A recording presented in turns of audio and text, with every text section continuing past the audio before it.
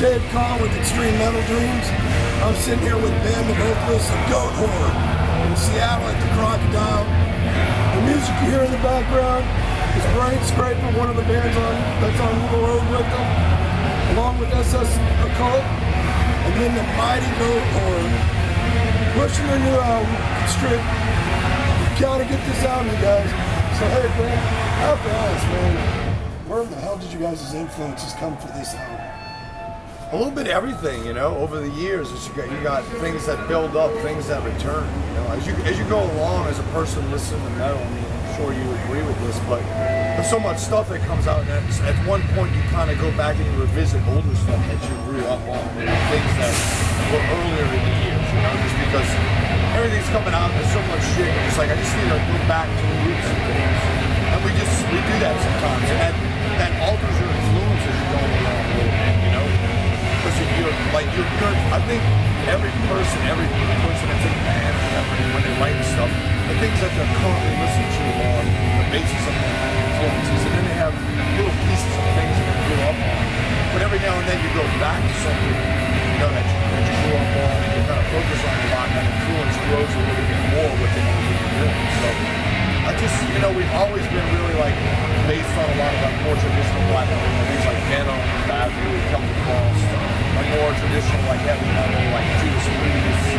See, that's ironic that you bring that up, because track number 3, Mary T, oh my god. Dude, it's like you guys took the whole 80s era of thrash and heavy metal influences and just put it all into one song.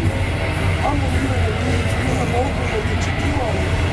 It's so old school, Tolerant, Slayer style. Yeah, I mean, I just think that sometimes, the thing is too, like nowadays, it's really hard to be like quote unquote original, you know, like so many things have been done, but there's nothing against actually like reinventing in a sense.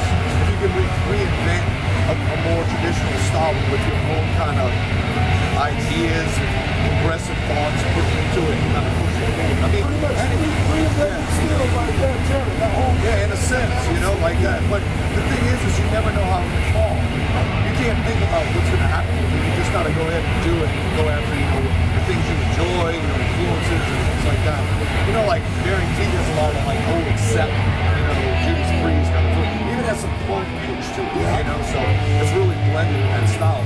And I think it's really good that, you know, like we have, the thing is, I think the chemistry, you know, like me, Sammy, Zach, and James. James isn't on tour with us right now. He's at home, his girlfriend's not there, the baby and everything. But a good friend of ours, TA, is coming in with us. He plays in called War Master in Austin, Texas. And a couple other bands in Texas. Oh, I used to live in Texas, working back there when I was still there, first coming out. Used to go watch you guys at Garland's. Yeah. You guys first were coming out. You know, but you have all that, you have the chemistry of everybody, and then all their influences kind of meld, and that's what kind of makes things, and how everything kind of comes out in that fashion. Oh, it's great. I really, I know like in the early days people used to, people still probably think this at certain points when you're in the business. They're like, what do you do to make things happen? I think it's just like one of those things, it's almost like, it's like gambling. It's like rolling a perfect dice, you know, something like that. It's the chemistry and the way how everyone works together and how everything kind of unfolds at that point. I don't think you can duplicate that, you know, like when Slayer did Rain and Blood, you know, when Metallica did Master of Puppets. You know, I think this is your guys' album. You know what I'm saying? It's got, there's a moment with all of that, and you'll never be able to duplicate that. Nothing against the records, other records these bands do, but every band like that has that record that's like, it's like etched in stone, and everyone follows it until the end of time. Everyone goes back to Rain and Blood. Everyone goes back to like Master of Puppets, Kill 'Em All, things like that, you know? Because those are records that were groundbreaking, did something different at a point, and just opened up the scene. You know, we were sitting in a room the other day, we were watching a video documentary on skate, and it was talking about like the Bones Brigade, and Paul Peralta and everything. And watching it, and I'm watching it, I'm going, it's just the same way with like music, and heavy music at that point in time. You know, there was a point in time when it was doing something new, it was on the forefront of things. And that's what kind of extended forward and opened the gate for everyone else. You know, and those bands, they just basically opened it up, and that they set a standard. Everyone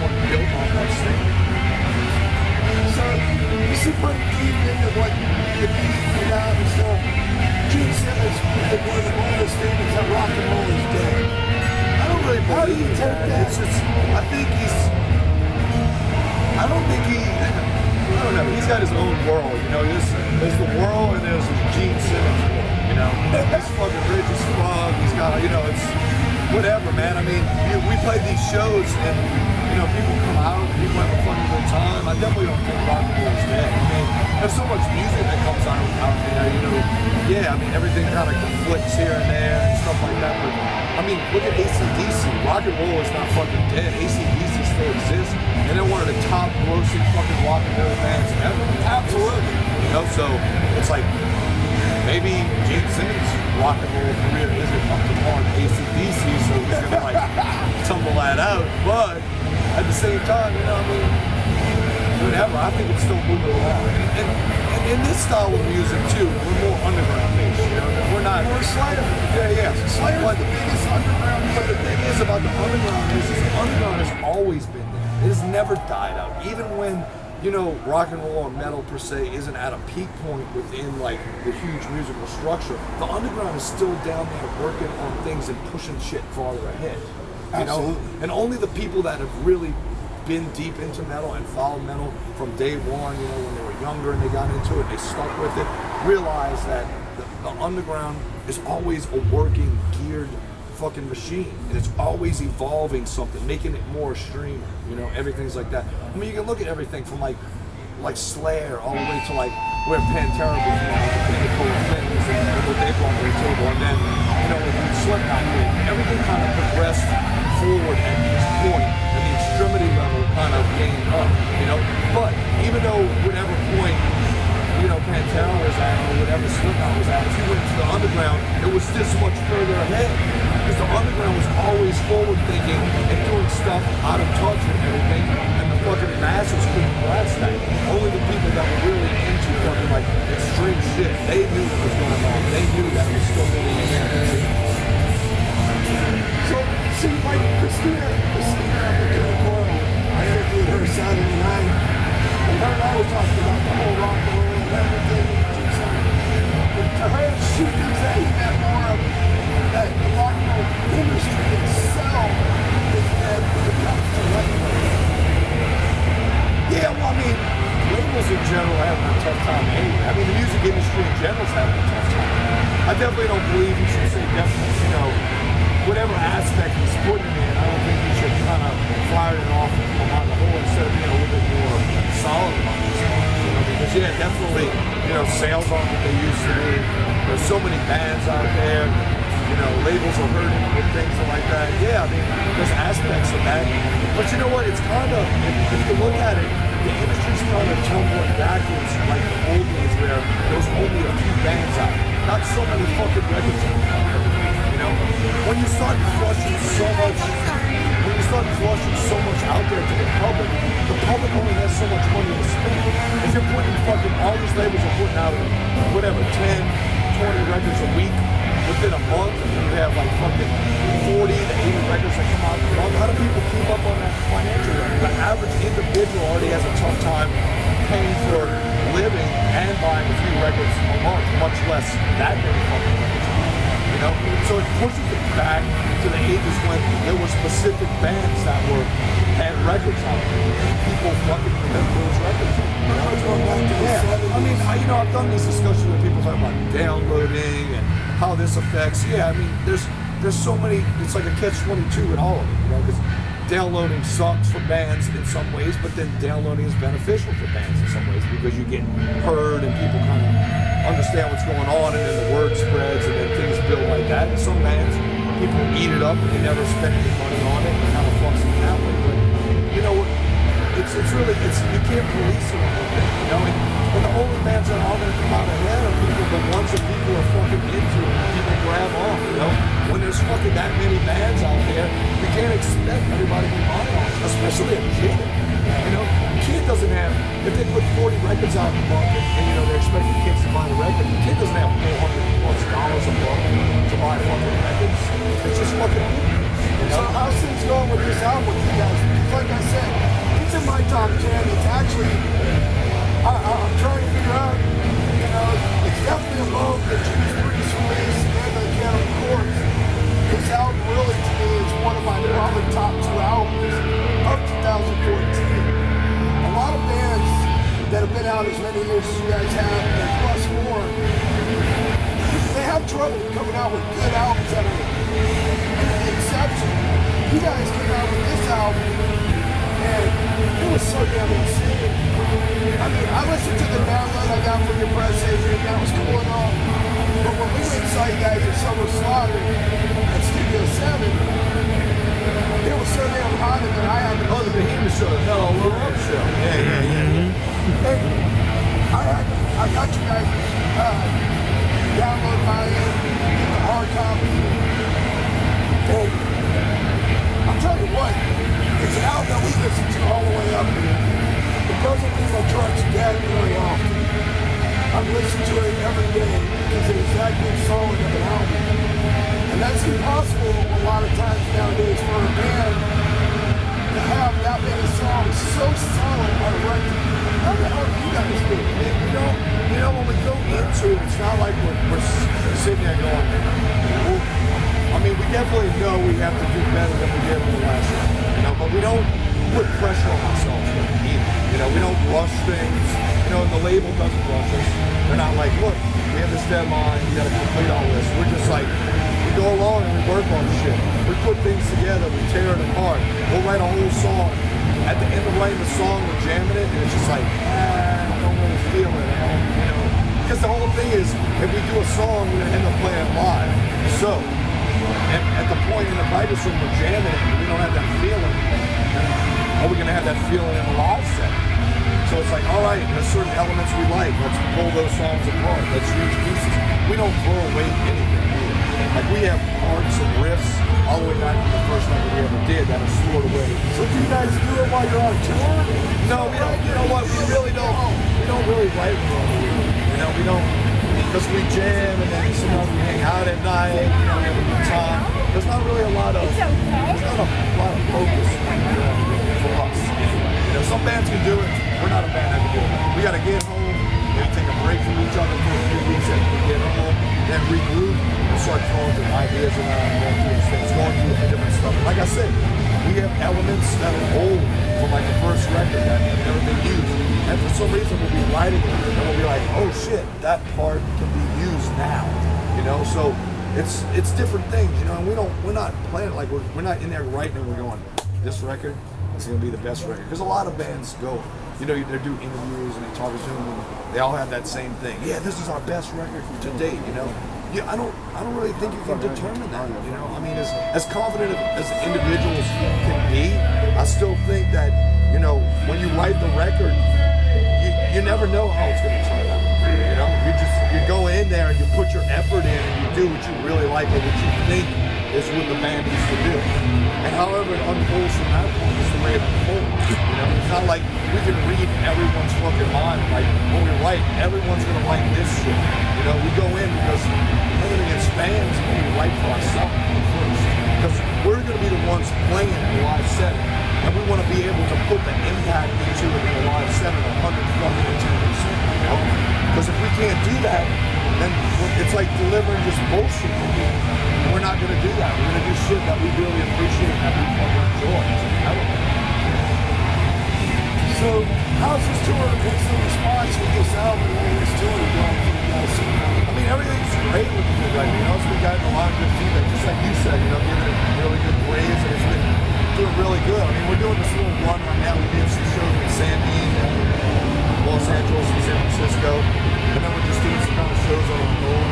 And I mean, it gives us a chance to kind of play a full set where a lot of people see this on Metal Online, it's just Summer Slaughter, you know, we play 30, 40 minutes, now we're going to play like about an hour, and we can pack more stuff in there, you know, so it gives that kind of chance as well. Yeah. I mean, we do want to do like a solid headlining one, get some support bands that we enjoy, you know, and push out into the road. Right now we're just kind of filling in stuff because we're doing these couple like obscure standing gigs across the U.S. And then, you know, we go to Europe later this year with Dr. Fetus and Fallujah. And then next year we'll just open up and we'll go after another one. So do you guys ever stop and think, okay, we're from New Orleans, in this whole area, you know, the whole Cajun lifestyle?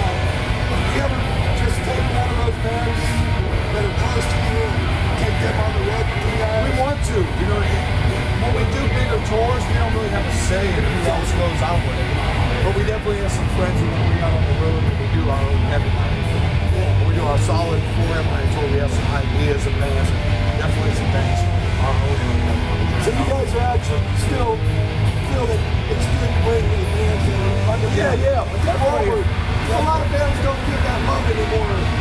You know, it's like the 80s and 90s where the bands all help each other keep getting bigger and bigger. Yeah. You know, there's a few bands today that do that.